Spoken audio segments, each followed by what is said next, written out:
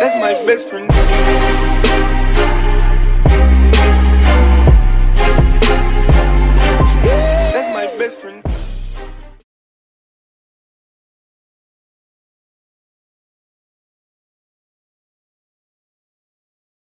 Yah has made. This is the day that Yah has made, and we will rejoice and be glad in it. Somebody say hallelujah. Hallelujah. Let us stand as we open up and prepare ourselves to pray to the Most High towards the east.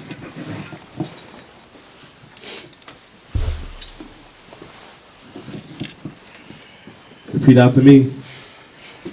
Our Father, which art in heaven, hallowed be thy name. Hallowed be thy name. Thy kingdom come. Thy kingdom come. Thy will be done. Thy will be done. On earth On earth as it is in heaven. as it is in heaven. Give us this day Give us this day our daily bread, our daily bread. and forgive us of our trespasses Give us of our trespasses, as we forgive those who have trespassed against us. as we forgive those who trespass against us. Lead us not into temptation. Lead us not into temptation. One more time. Lead us not into temptation, Lead us not into temptation, but deliver us from the evil. but deliver us from the evil. For thine is the kingdom, For thine is the kingdom, the power, power, the glory, glory, forever and ever. forever and ever. Somebody say hallelujah. Hallelujah! Say hallelujah. Hallelujah! Give somebody y'all hand clap praise.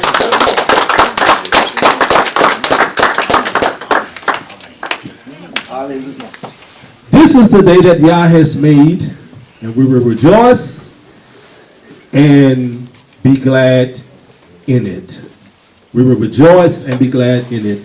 Welcome to the Lost Found Israelites Ministry of the Apostolic Faith, the first organized Hebrew Israelite congregation of Hamashiach here in Fort Worth, Texas.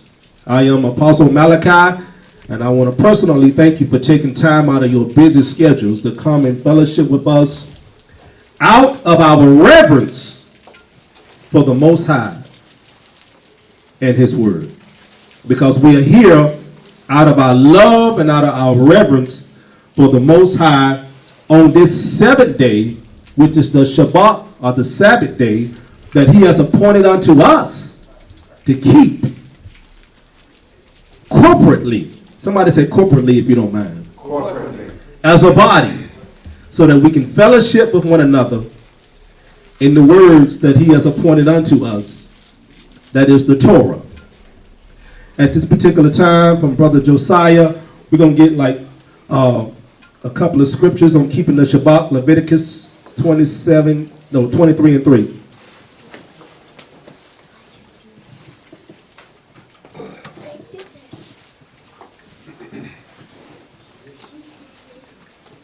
The book of Leviticus, chapter 23, verse 3.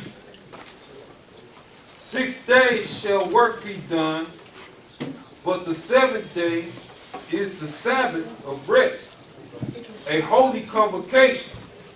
Ye shall do no work therein. It is the Sabbath of the Lord in all your dwellings. And let's get Luke, the Gospel of Luke, the 4th chapter.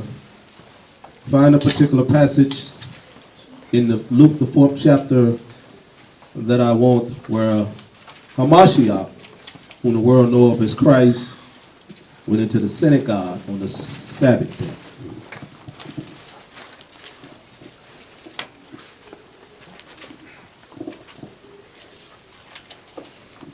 Okay.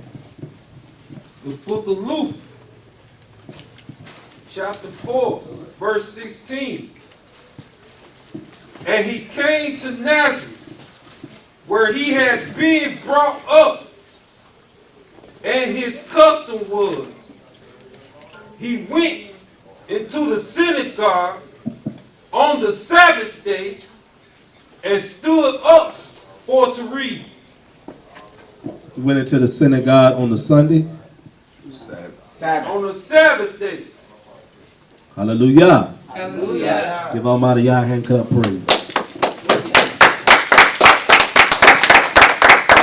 So that's a precept on keeping the Shabbat from the Tanakh. Tanakh simply means the Torah or the law and the writings of the prophets. That's what Tanakh means. So we got a precept on keeping the Shabbat from the Torah, and we got a precept from keeping the Shabbat in the New Testament from the Gospels. Okay? Then the Bible says, let everything be established in the witness of 2 or 3. So we are here by divine appointment. Somebody say divine appointment if you don't mind. Divine appointment. Out of our reverence for the Most High. You understand? And this is not a ritual. Our corporate gathering, the word corporate simply means we come together as a body. As a body. I want to get one more precept from Nehemiah. I didn't pull it up in my notes, but I'm going to try to pull it up on my phone as quickly as possible. And I want my scholars in the house, Brother Nehemiah, Brother Azar. Sister, you can put your robe on as well. I want my scholars, Brother Nehemiah, Brother Josiah, Brother Azar, and whoever else that's well studied in the Word, to be prepared to go to some scriptures, Hebrew definitions, when I call upon you, if you don't mind. But there's a particular passage from the book of Nehemiah about the scriptures, and he gave the sense of the scriptures. Do y'all know what that said?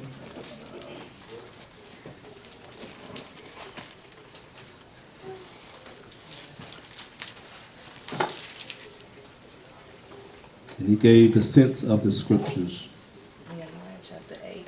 Chapter 8, okay. Thank you very much. Let's go to Nehemiah chapter 8. Because, you know, we Hebrews, we like to bring out a lot of scriptures. And that's good if you're bringing out a lot of scriptures. Brother Nehemiah, could you read Nehemiah 8 chapter starting from the first verse? Nehemiah chapter 8, verse 1. And all the people gathered themselves together as one man into the street that was before the water gate. When it says as one man, all the people gathered themselves together as one man, as a body, corporate body. Right. You understand? The church, which the Pauline epistles, meaning the writings of the Apostle Paul in the New Testament, it describes the church as a body of believers, okay? A corporate body that's supposed to work together, okay? So all the people gathered as one man, as one body, okay? As one congregation. Read on. And they spake unto Ezra, the scribe, to bring the book of the law of Moshe, which the Most High had commanded to Israel. And Ezra the priest brought the law before the congregation, both of men and women, and all they could hear with understanding upon the first day of the 7th month. And he read therein before the street that was before the water gate from the morning until midday, before the men and the women, and those that could understand, and the ears of all the people that were attentive unto the book of the law. Are you here to keep the Shabbat out of, because see, you can be guilty of keeping the Shabbat, just like a lot of our people are guilty of keeping Sunday as a tradition. Let me encourage somebody. I know you are disappointed about some things in life. I know you may be bitter about some circumstance that you have experienced. Brother Josiah, turn some more chairs around this direction. I get it. Turn some more chairs around this direction. I know you may be bitter about some situation that you have experienced. hurt, disappointed about some life circumstance of how somebody may have done you wrong. But whatever you're going through, whatever you're dealing with, do what the word is commanding you to do. Do what they did during the time of Nehemiah when they gathered themselves together as one man, as one body. Be attended to the words of Yah Elohim. Okay? Be attended. Pay more attention to the words of Yah Elohim than you're paying attention to your unfortunate circumstance that you're dealing with right now. See, one of the things that we have to understand as Hebrew Israelites, you understand, who teaching this truth, a lot of our people, they go to church. We have to understand the psychology of our people. They go to church because they want some encouragement. They want something to help them get over what they're dealing with. Something to help them deal with their lives day to day. So when we tell them that they're Hebrew Israelites, we have to make it relevant. We have to tell it to them in a way where it's relevant, where they can use it, where they can deal with their everyday life. And see, even if they're being taught false doctrines in a lot of Sunday churches, it feels good to hear that it's your season. Because you've been going through so much hell through the week. And you want to hear a good word. Even if it is misinforming the people. You want to be encouraged that you can make it another day. Other than that, just hearing that we're Hebrew Israelite, and you're not making it relevant on how they can use it and what is required of them so that they can get over their circumstances, their personal situation. This is the psychology of our people. Read on, brother. Verse 4. And Ezra the scribe, Nehemiah. Let me say this. So pay more attention to the word of Yah Elohim than you're paying attention to your circumstance. Listen, that's a Rhema word right there. Rhema word is not a Greek word, but it's not a Hebrew word, but it's a Greek word that means a right now word for right now people who are dealing with a right now situation. Because some women would tell a Hebrew Israelite husband, look here, I know we're waiting on Hamashiach,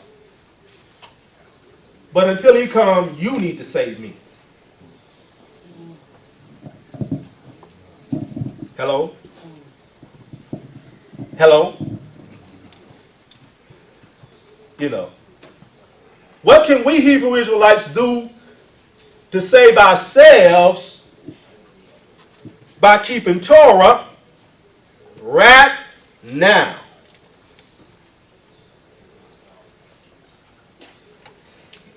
You can, examine yourself and ask yourself as you continue to do your studies. Okay? Read on, brother. Nehemiah 8, verse 4. And Ezra the scribe stood upon the pulpit of wood, which they had made for the purpose, and beside him stood Matthiah, and Shema, and Ananiah, and Uriah, and Hilkiah, and Messiah. On his right hand and on his left hand, Pedaiah, and Mishael, and Malachiah, and Hashum, and Hashbaddanah, and Zechariah, and Meshulam.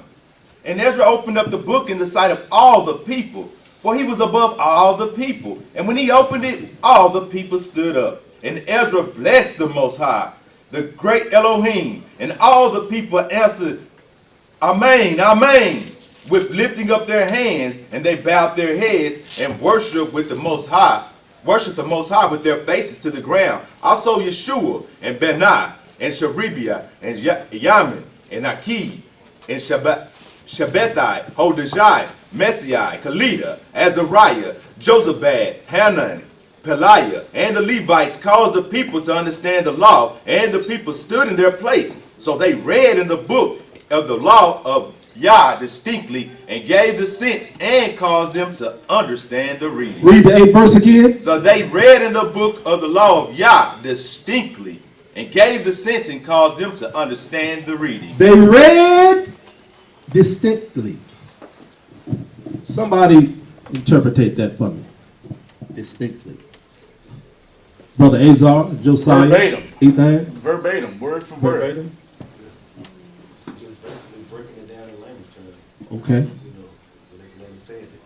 That's right. That's right. He gave the sense and the understanding of what they was reading, and they was reading from the Torah. If you back up to the 8th chapter, well, we're in the 8th chapter, the 1st and 2nd verse, they gave him the book of the law, or the Torah. And so he was reading distinctly and giving the people the sense of the scriptures. What's the use of bringing out to the people a bunch of scriptures, precept upon precept, and you not giving them the sense of the scriptures? And that word distinctly basically means to separate. So when he went through and was teaching, he separated it, line subject on subject, that people can clearly understand. As Paul said, rightly dividing the word of truth. Yep. So that's one thing that I strive to be, and that's why I call on you brothers, to help me be, help me rightly divide the word of truth. Okay? At this time, we're going to get an opening song of praise from Sister Coles. Come on up and open us up with a song of praise. Let us give her a hand.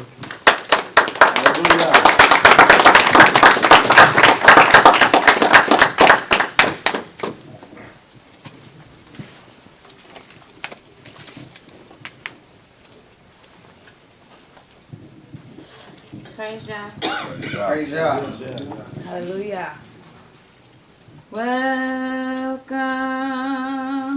into this place. Welcome into this broken vessel. My desire is to abide in the presence of your people. So we lift our hands as we lift our hearts, as we offer up these praises to your name. Welcome into this place. Welcome into this broken vessel. My desire is to abide in the presence of your people. So we lift our hands as we lift our hearts, as we offer up these praises to your name. One more, sister. Remember how we did it at the old church? Give me one of those songs that I used to play the drum to. Come on.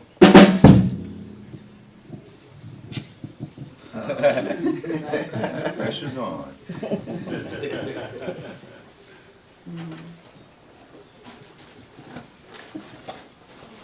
I will bless thee, O Yah. I will bless thee, O Yah, with a heart of thanksgiving. I will bless thee, O Yah, with my hands lifted up.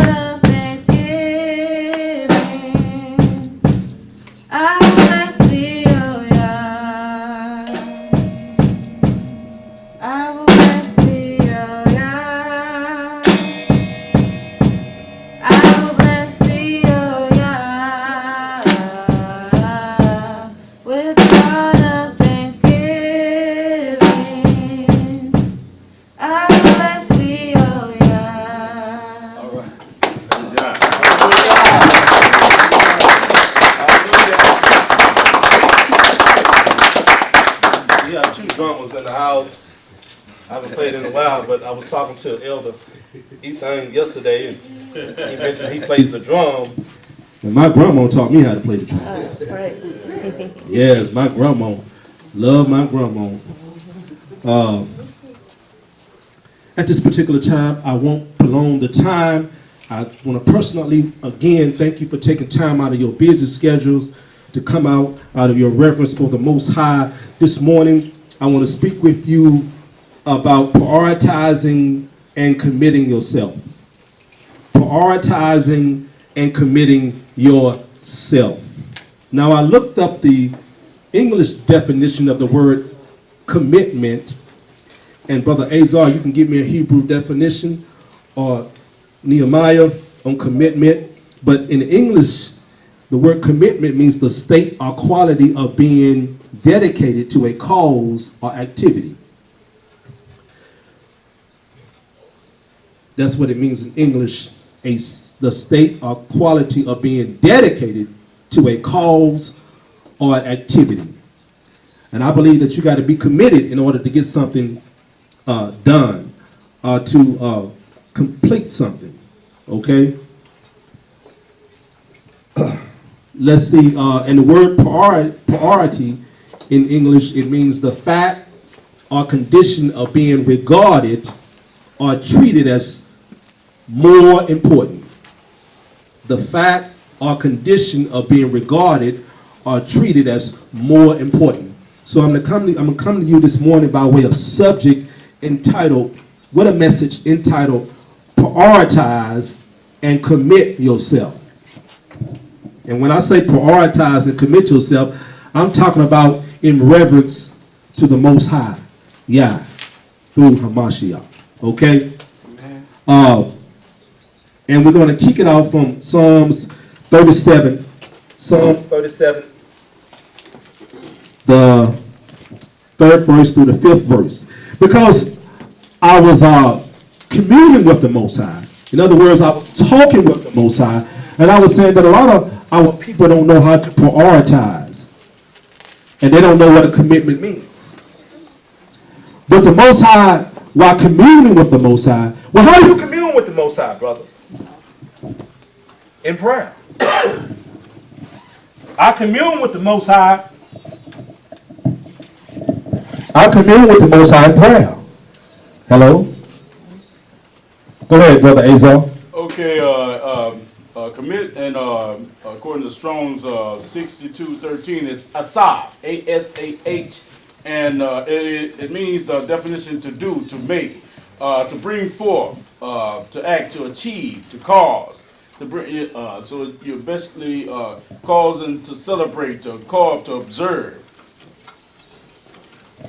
Called to observe. Yes, sir. To celebrate. To do. To make. To do. To do. So it's an action. To do is action. To observe. At least in the English standards, it says if you would observe to do. Observe to do. Not just observe as a spectator, but to observe as a participator. Y'all see that? Read Psalms 37, 3 through 5, Brother Nehemiah. Psalms 37, verse 3. Trust in the Most High, and do good. So shalt thou dwell in the land, and verily thou shalt be fed. Delight thyself also in the Most High, and he shall give thee the desires of thine heart. Commit thy way unto Yah. Trust also in him, and he shall bring it to pass. Hallelujah. Hallelujah. To trust in Yah Elohim is to commit. Is to commit. To trust in Yah Elohim is to commit. To commit. I commit myself to rely on Yah Elohim. And whatever I do, I commit or I dedicate myself. And I am regarding me dedicating myself and committing myself to Yah Elohim as very important. Y'all see that? I am prioritizing myself to trust in Yah Elohim. I am prioritizing myself to commit myself, my ways to Him. Because if whatever you're doing, let me say it like this. When I was telling the Most High that our people don't know how to make a commitment, our people don't know how to prioritize, the Most High said, yes, they do.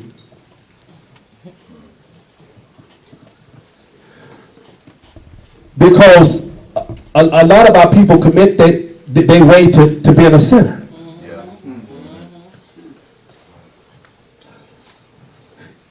You know, the Most High, he teaches me, Brother Lee, he teaches me by rebuking me.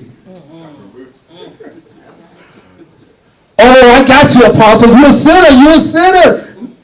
Have you read in Revelation? As many as I love, I rebuke. That's right. Sometimes the rebuke is not because you in a lawless or breaking Torah, but the rebuke is a correction to teach you.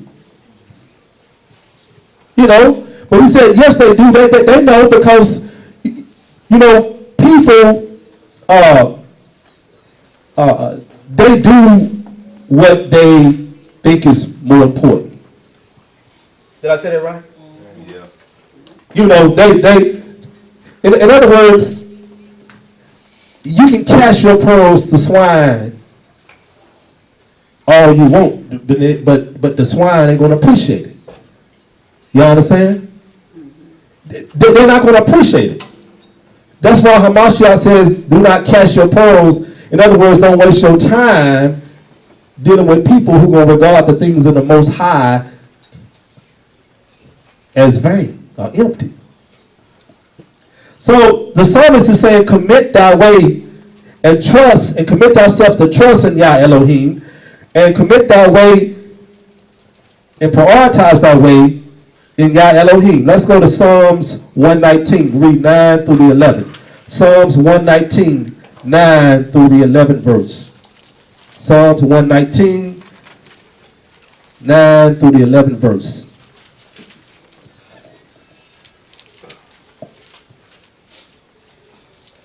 Everybody there say Cain. Cain. You said verse 9. Yes, sir, 9 through the 11th verse. 119 verse 9 reads, wherewithal shall a young man cleanse his way? By taking heed thereto according to thy word. With my whole heart have I sought thee. Oh, let me not wander from thy commandments. Thy word have I hid in my heart, that I might not sin against thee.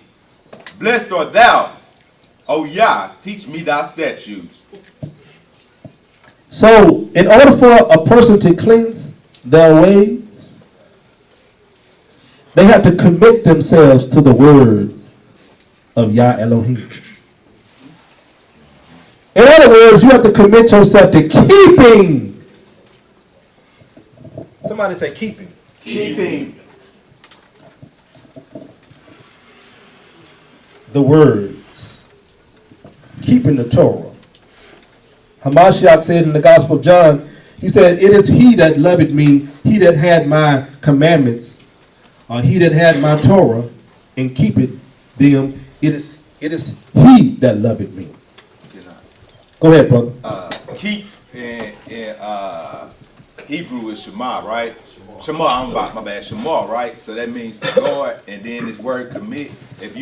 If it's kind of interchangeable with the word value, what do you value? Because if you value something, you're going to guard. You're going to always be seeking, like, what can I do to not make a man? Like when we get a mate, a man or a woman, right? You're going to always try to do everything to please them and make you seem like you just 100, right? So that's the same thing we should be doing with the Most High. What pleases the Most High? What makes him happy? What can I go do? You know, is he looking down on me smiling for studying? Am I changing my ways to go and to be on one accord with him? Exactly. To prioritize means whatever you prioritize and you value that. So if you are prioritizing and keeping the Torah, keeping the Shabbat, eating clean food, it's because you value that. Yeah. Hallelujah. Hallelujah. You value that. So people do know how to prioritize. They do know how to commit themselves. Let's go to Proverbs 16:3.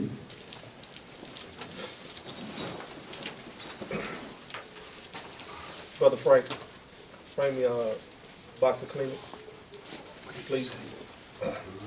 Box of Kleenex. Thank you. When you get there, read it. Proverbs 16:3. Proverbs 16:3 reads, commit thy works unto the Most High, and thy thoughts shall be established. Commit thy works unto the Most High, and thy thoughts shall be established. Anybody want to give any sense to that scripture? Scholars?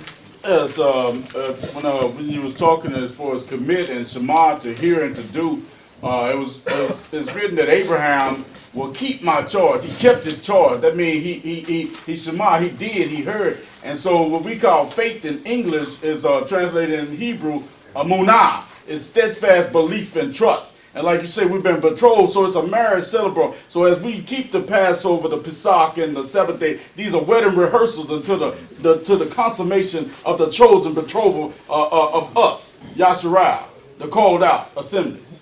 Get that brother a hand. Hallelujah. They are like vows. Yes, indeed. Man, that's beautiful, man. I love that. It's a covenant. It's a covenant. It's a marriage. Yes, indeed. Anybody else want to add to it? I would say like commit our works into the Most High and not be like the Pharisees. They do their works to be seen of men. Ooh, that's a good one. Amen. That's a good one. And see, the Most High knows your heart. Ooh. And your wife, don't before she go out, baby, how does this look on me? Is this right? Should I wear this? Did the food taste good? Yeah. Because you're trying to please your husband. Yeah, So we got to please Yah. we got to please. And that's why Paul personified in Ephesians the church as the body that's why Paul in Ephesians personified the church as the body of as the bride, Right. and Hamashiach, as the bridegroom. But we as the bride of Hamashiach, we want to please him, just like a woman should want to please her husband. Have anything you want to add, brother? I would just also say that, like if you read above too, how it says all the ways of man are clean in his own eyes. Ooh, yes. The way of the Spirit. What it's also saying is by committing our works to the Most High, that we're also cleansing our mind from evil thoughts or what we would think are clean in our own eyes, but not in His eyes. So again, it's like when you really trust in the Most High and really doing His works, that's gonna reflect in your thoughts and in your spirit. Yeah. I want to lamb back off of that. Going back with the dealing with your mate, like you're saying, and like the brother back there, as I said, like you dealing with your mate. So when you get to learn somebody, they might be from the streets or be raised in them, and they might not be a Proverbs 31, or they might not be an honorable man. So through the scriptures, this is what we're supposed to use as our foundation, right? So as you meet somebody, you're gonna start learning what they like to eat. They don't like salt on this, man. They like salt on their rice instead of sugar, or pepper, certain stuff. So you start learning. So when we commit our ways, we valuing him. So we taking time, we learning what Yah likes. He don't like when we do this. He don't like when we do this, but he love when we do this. You see what I'm saying? And then when you do something your mate like, what they usually do? They give you that love. Just how Yah do it. Sometimes he'll kind of push us away and turn his face from us because we doing things that he don't like. We stepping out and cheating on him.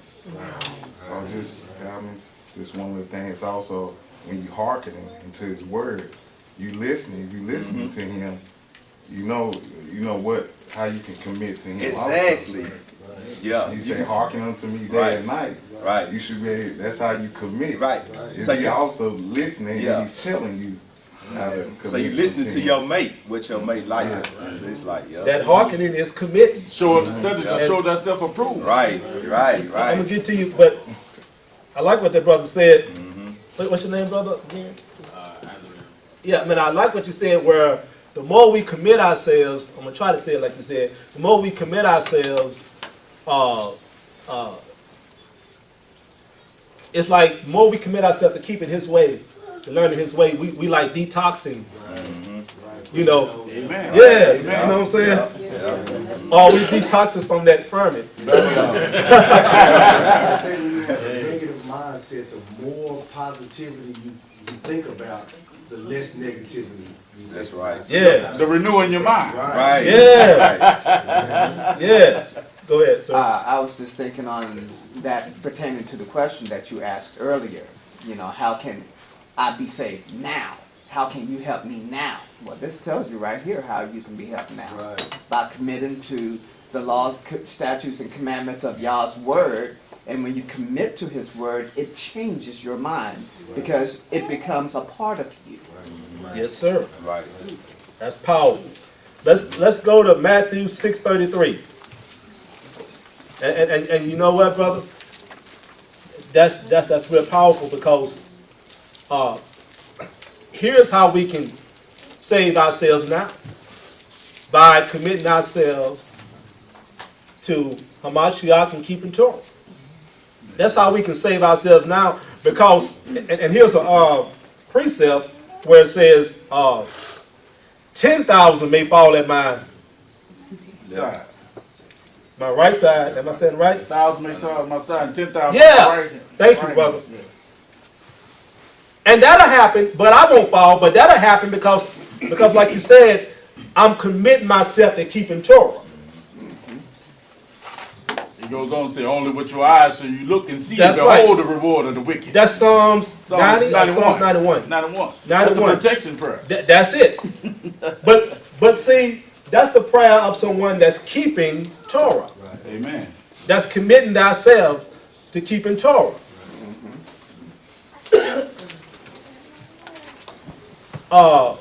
Let's go to Matthew 6:33. Read that, sir. Everybody else say, Cain. Okay. It reads, but seek ye first the kingdom of Yah and his righteousness, and all these things shall be added unto you. Take therefore no thought for tomorrow. All right, that's Okay. That's all I want. It says, seek ye first the kingdom of Yah and his righteousness. In other words, the word seek can also be defined to commit. Like when you're seeking to find something, you're committing yourself to find something, right? So it says, seek ye first the kingdom of the kingdom of Yah and his righteousness. And what is his righteousness? Deuteronomy 6:25, it is written, your law, your commandments is righteousness. And Psalms 142, it says, it's everlasting righteousness. And so his commandments is righteousness. That's right. And Hamashiach is the embodiment of Torah, Amen. of keeping Torah. So in other words, he's saying when it says seek ye his righteousness, we are committing ourselves to understanding and to doing, his law, his word. You understand? We are committing ourselves to keeping it. You understand? And we are prioritizing ourselves by keeping it because we consider it to be more important than anything else. Amen. More important than anything else, we consider keeping the Torah, keeping the commandments. Let's go to Exodus 20 and 14.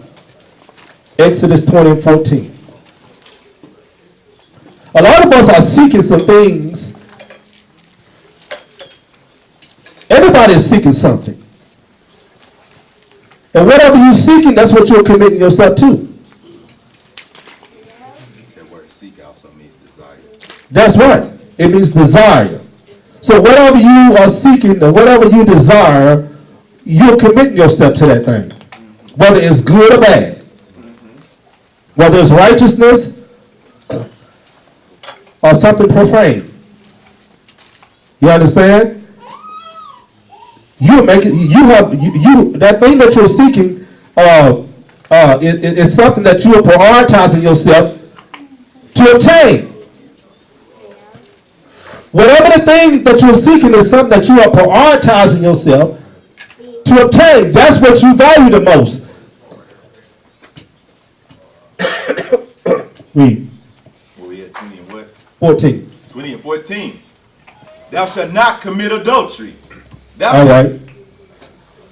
Thou shalt not, I just want to use this as an example. Thou shalt not commit.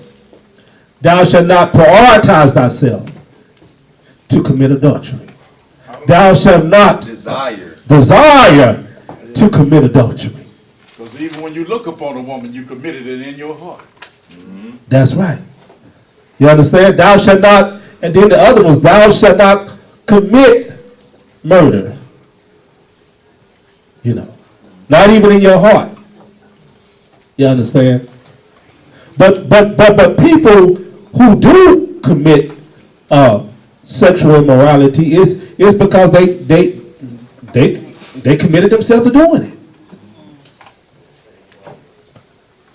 You know, some would argue, well, it was an accident. An accident. Did you put yourself in a position? You know, but if you can commit yourself to, now y'all check this out. If you can commit yourself to committing adultery, then you can commit yourself to not committing adultery.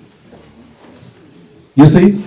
You can turn around your commitment from being dedicated to committing adultery to being dedicated to not committing adultery. Because when some people say, well, it's hard. No, it's not. You want to add to it, Azar? Yes, sir.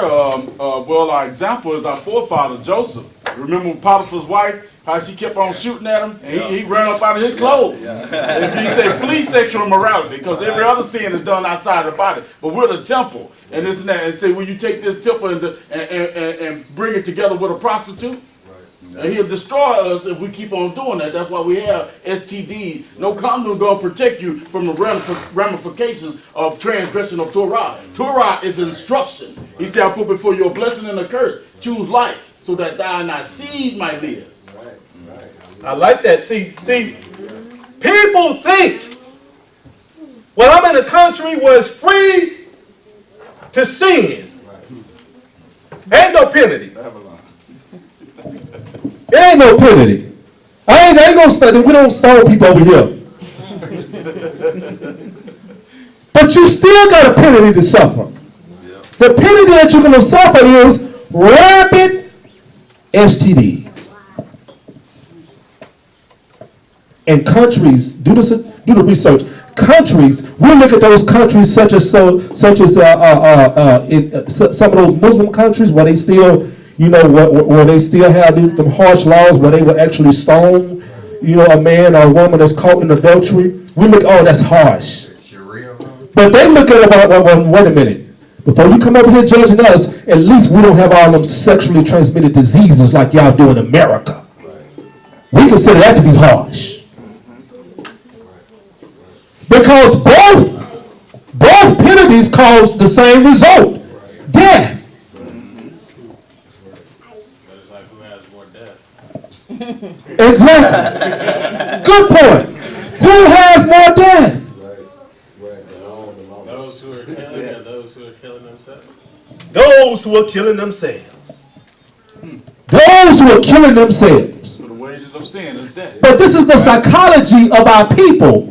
See, they don't look at freedom as the freedom of speech. Freedom of speech is not the freedom to be ignorant. Freedom of speech is not the freedom to speak your, to commit sin. But freedom of speech was meant by the founding fathers of this country, you understand, as a grievance against the government abuses. That's the intent of the Bill of Rights. Not freedom for you to go out here as a man and dress like a woman. Not freedom for you as a woman to go out here and dress like a man. Not freedom for you as a man to be made into a woman, or freedom for a woman to be made into a man. That's not the intent.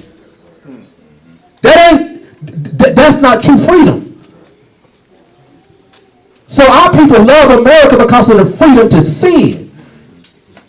Even our people, our unawakened Hebrew Israelites, they love America because, look, in America, I can disrespect my husband like I want to, and he better not hit me, because I call that law on him. Hello? Hello? But in another country, you won't be able to do that. Because back in the days, the old mothers in the church would tell the young lady, look, you may not agree with your husband, but you need to respect him at least. Show a man respect. If you don't agree, don't agree. But do not respect, don't disrespect the man. Likewise, man, honor your wives and dwell with them in knowledge. You understand? Because listen, when a man is disrespect, look, a woman can tell a man that she don't love him, and it won't faze him. But when you disrespect that man, that provokes him. That provokes a lot of men to respond in a way that they don't really want to respond. Because men, that's why the Bible says in one of the epistles in the New Testament said, and let the wife see to it that she respects her husband. Respect. Respect. And with this agenda that the United States feminine LGBTQ is pushing, and now that I've said that, they label me as a hater now. But with this agenda that they're pushing, you understand? See, verbal abuse is not just one way. Verbal abuse is two ways. You understand? A man prides respect. But listen, if you can commit thyself to do wrong, then you can commit thyself to do right. Go that. Again, come to you. Whatever you love, that's what you're going to put all your effort into. Right. And so, you know, and just like we're made in the image of the Most High, and then our head is Christ, is the Messiah. And so that, so you look at, if I'm honoring you that's made in the image of the Most High, I'm honoring the Most High. And so whatever we do at work, he said work is unto the Lord, to the Yah. And so as we look at each other in our relationship, if I honor my wife, if I respect her, respect, give respect, disrespect, bring violence. That's why we chastise. It say don't despise the chastisement of the Most High Yah. You know, because if he chastising us, I mean he dealing with us as son. If you're not a son, you're a bastard. And then it says a sinner abides not in the house always, but a son. So if we deal with it and we prove our ways, and we turn and we repent and don't keep on doing the same thing, then we're being a son. Right. Because we're being purged and tried by the fire. I like what you said, and you next, Nehemiah. You said, hallelujah. Disrespect brings violence. Yes, indeed. And it does. Because if you talk to and I've dealt with the police department of Fort Worth, Texas, I've talked to them, because I'm a community activist. But they themselves would tell you that the number one call that they get, at least in Fort Worth, Texas, is domestic disputes. That's the number one cause. And disrespect breeds violence. Even if it is in the streets, a brother look at another brother wrong. Crips and Bloods. You know. But disrespect breeds violence. That's why there's so much violence in the homes, in the streets. Go ahead, brother. You got it. All right. But we need to commit ourselves to, if we commit ourselves to committing sin, we can commit ourselves to keeping Torah. What are you valuing? Matthew's 4th chapter, the Gospel of Matthew's the 4th chapter. Read the 1st through the 4th verse.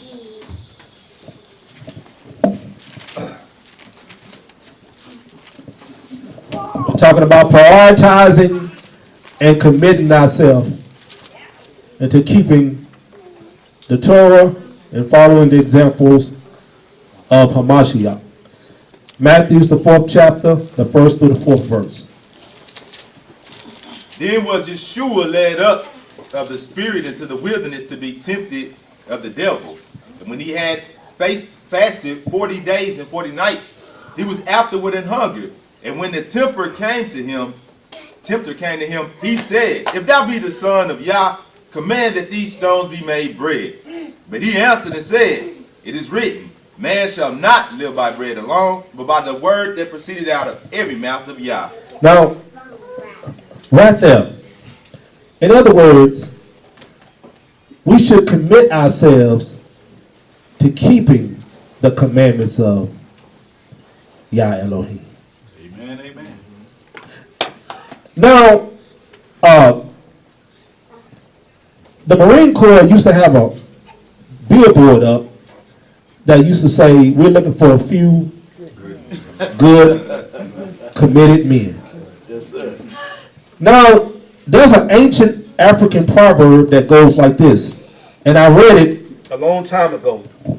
There's an ancient African proverb that goes like this. It says that happiness is temporary, but a commitment is eternal. You know, you're committed to going to work even though you don't want to go to work because you have responsibilities, right? You're committed to your marriage even when you have arguments, right? Well, in our relationship with keeping the words of Hamashiach, even when, because, you know, there are tremendous blessings and benefits in keeping the words of Hamashiach, of keeping the Torah, you understand? But it also brings persecution. You're going to be hated. You may have to, in order for you to keep the Shabbat, you may have to get a job that will pay you less. Right.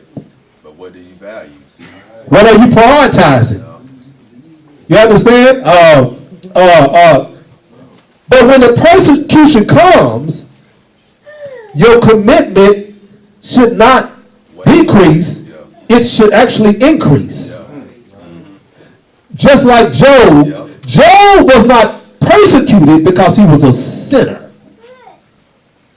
Job, the Edomite king, you understand? He was not persecuted because he was a sinner.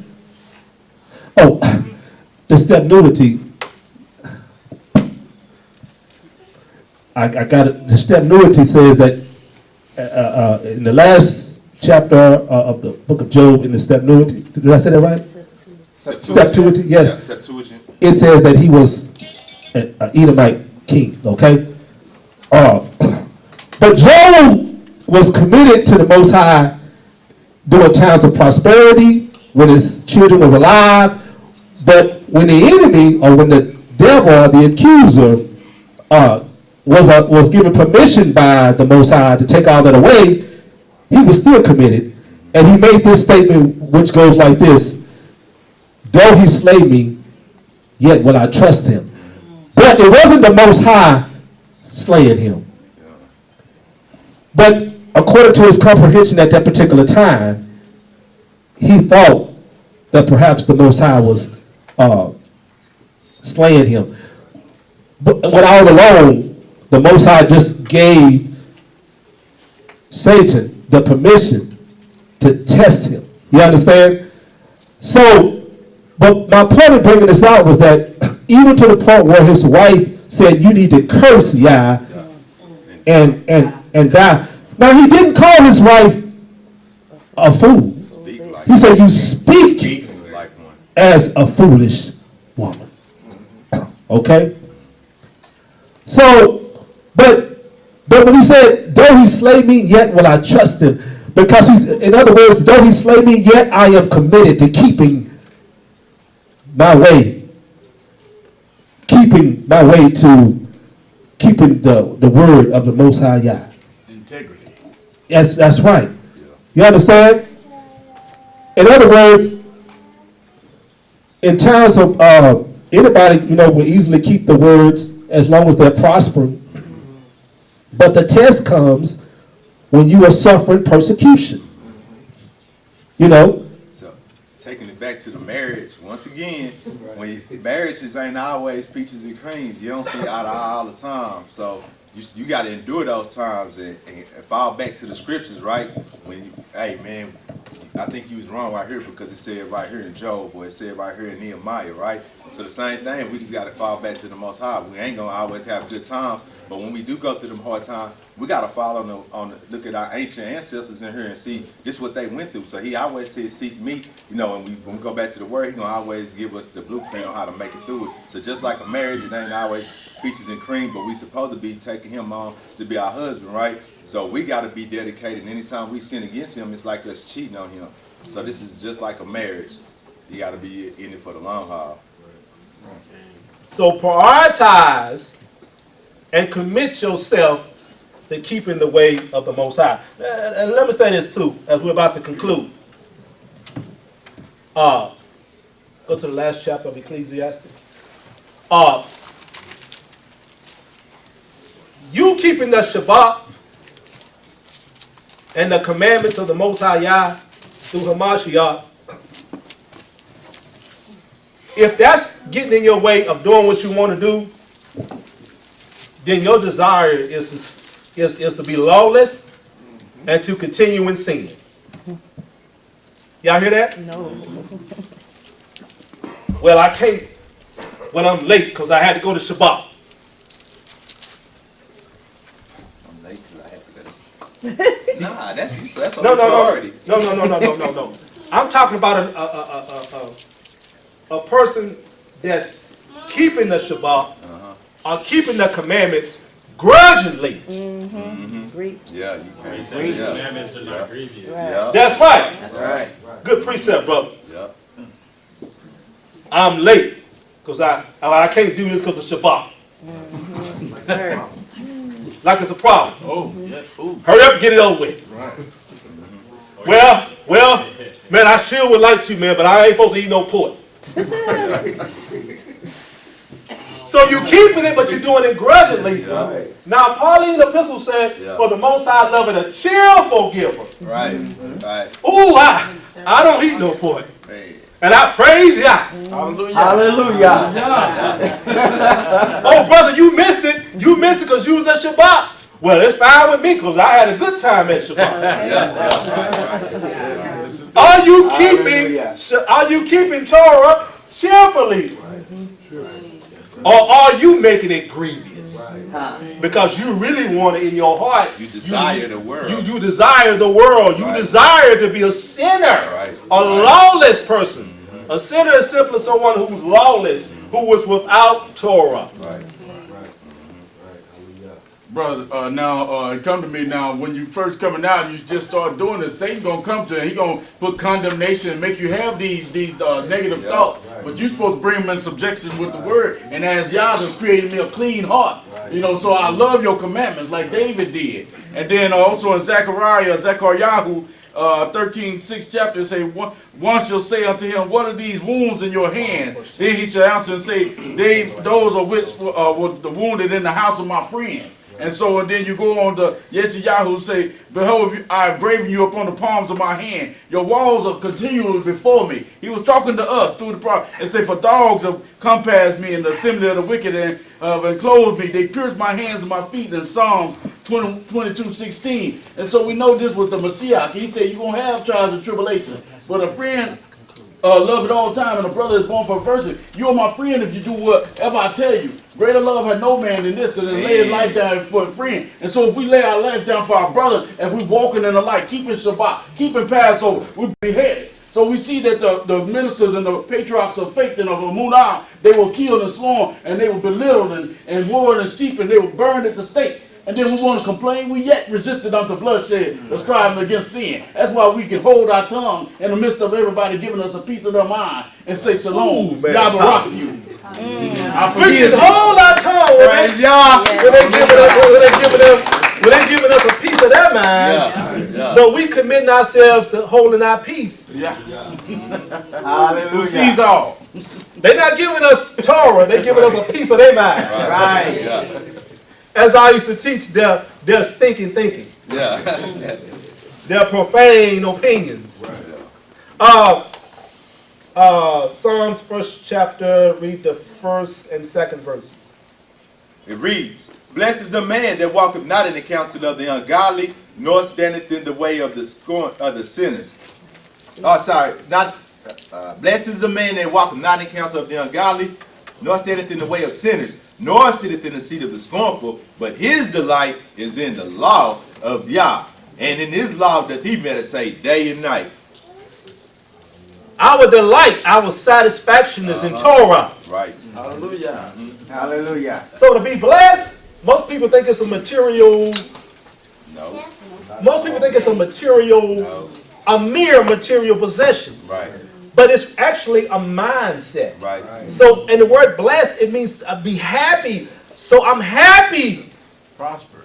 because I delight. When you delight something, you know what I'm saying? You know, when you delight, I delight these donuts. You know what I'm saying? So it makes, you know, when I eat them, you know, I like creamy donuts. You know, it makes me happy. So whatever you delight in, so are you delighting in keeping Torah?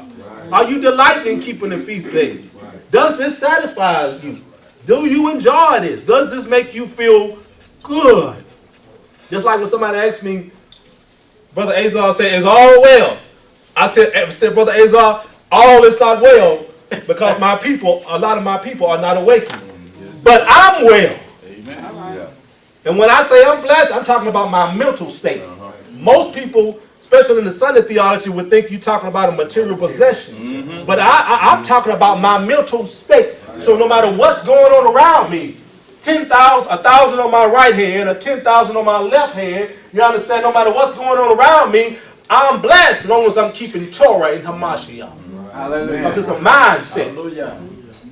I just wanted to also just comment on when you were talking about our commitment to the Most High, like committing is eternal, and that just reminds me of in Genesis when the Most High said, also when we marry a woman, it says two will become one flesh. Exactly. That's like a fusion process, Right. it's sealing something together. So if we are sealing ourselves or becoming one with the Most High as well, we should always be in delight. Right, We should have, because exactly. it's no longer just my spirit by myself wandering. It's just me and you, you know, moving together.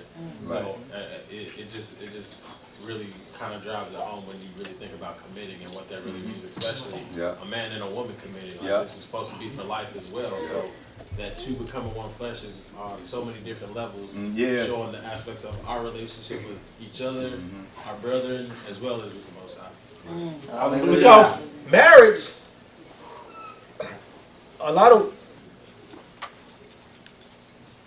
some sisters, they prize the ceremony more important than the spiritual aspect behind it.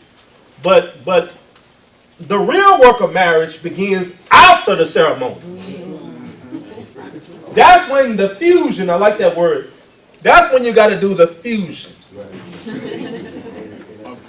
My brother, Hold up. Oh, go ahead. What's you next? I was gonna say, finding something that you delight in a relationship, you know, I know for sure when people first meet people, you always want to be around them, right? That's the same way we should be with Yah. You know what I'm saying? There's no way that we can say that we love Yah, but we don't delight to spend time with them. That it's dreadful when somebody say, "Open your book up," and you're like, "Man, but I was just about to." That should be amped up. You know what I'm saying? You should be amped up to spend time with Yah and all of that. But people really don't find that true delight in it. Like when I speak, when I was at Brother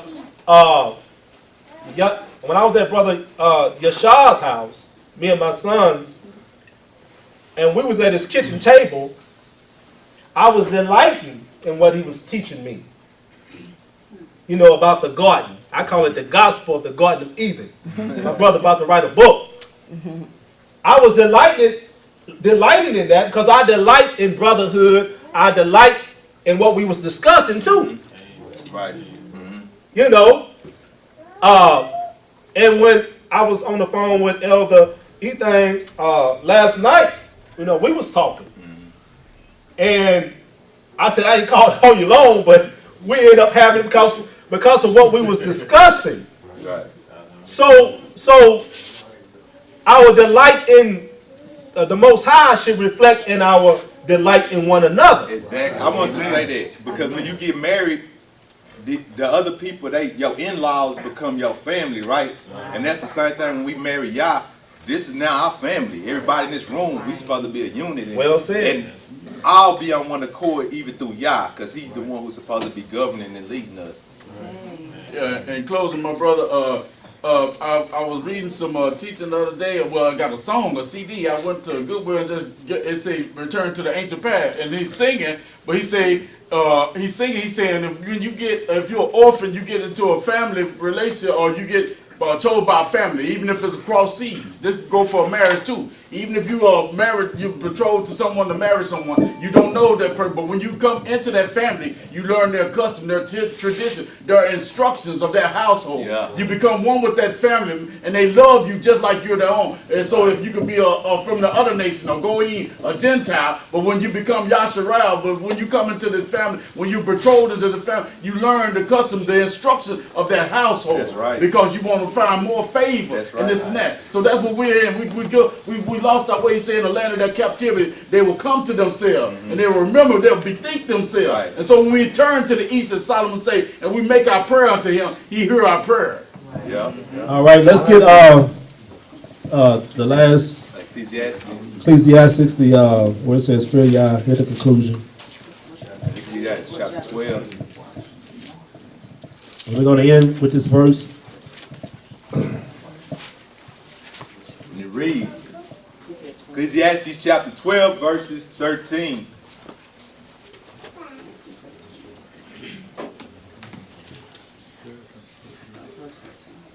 Everybody there say Cain. Cain. Let us hear the conclusion of the whole matter. Fear Yah and keep his commandments, for this is the whole duty of man. So fear and reverence the Most High Yah and keep the dietary law. Fear the Most High Yah, you understand, and keep his commandments, keep Torah, okay? Because if you do, it will save you now. Amen. Can I speak one more thing about Yes. delight?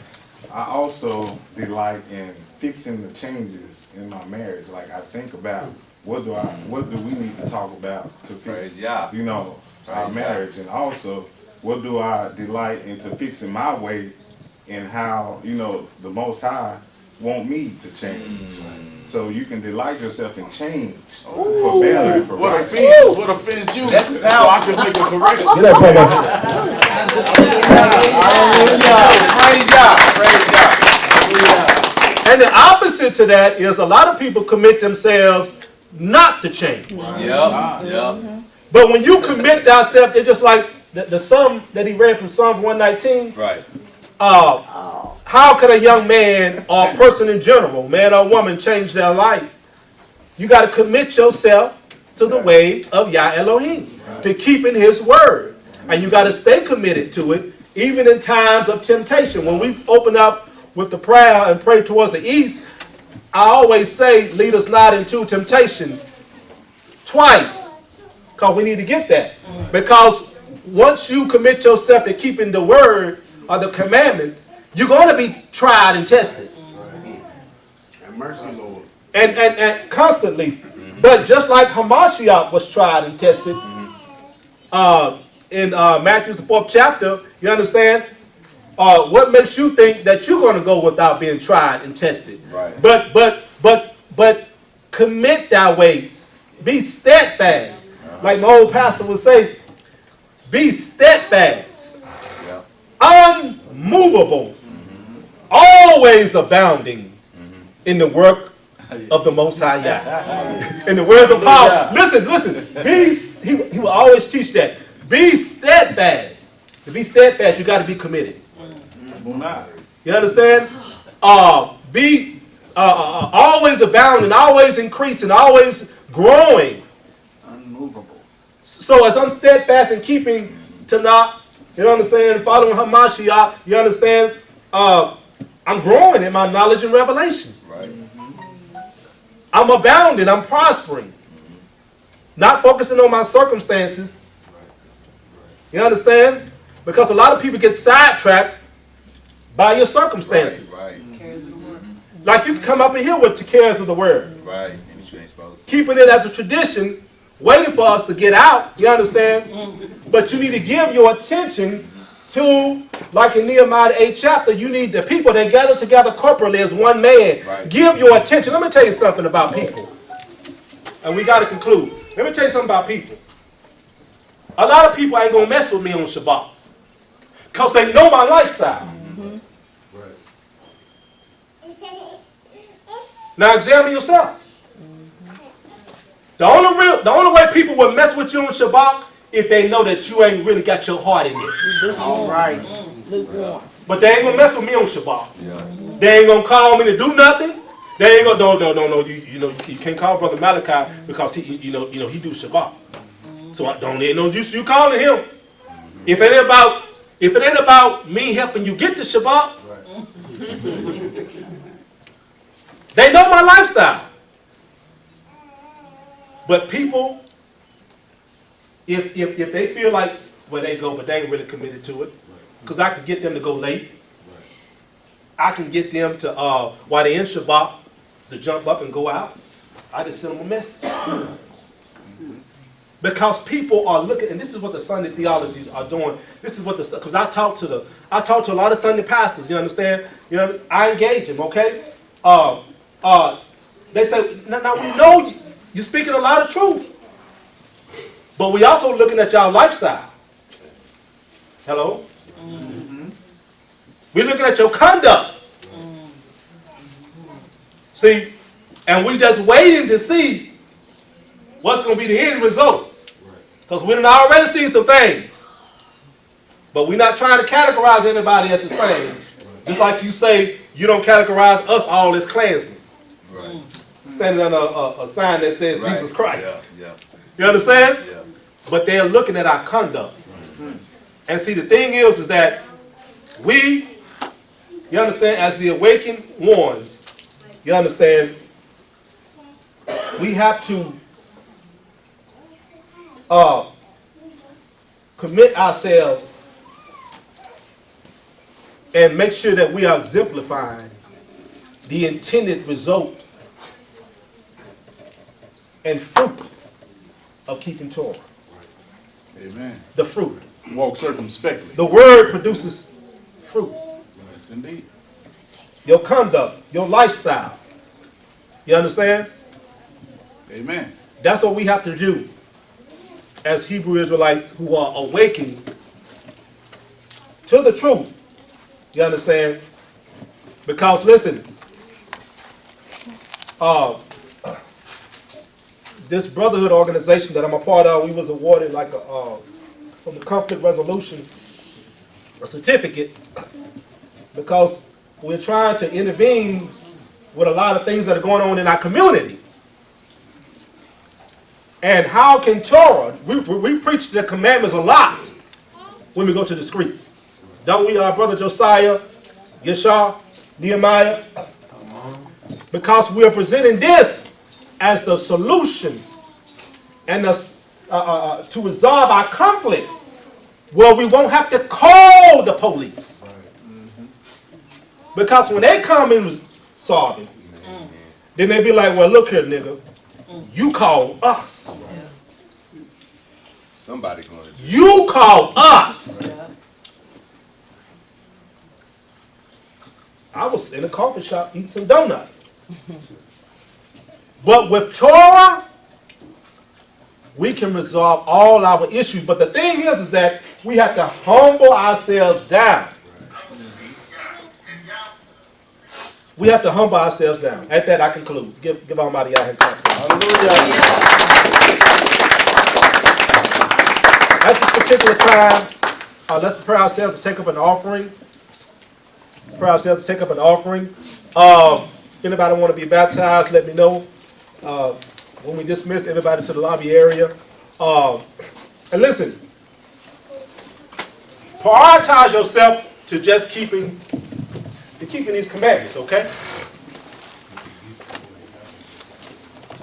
They're only grievous if you don't want to do them. Okay? They're only grievous if you don't want to do them. But if you keep this, it'll help you organize your life. Okay?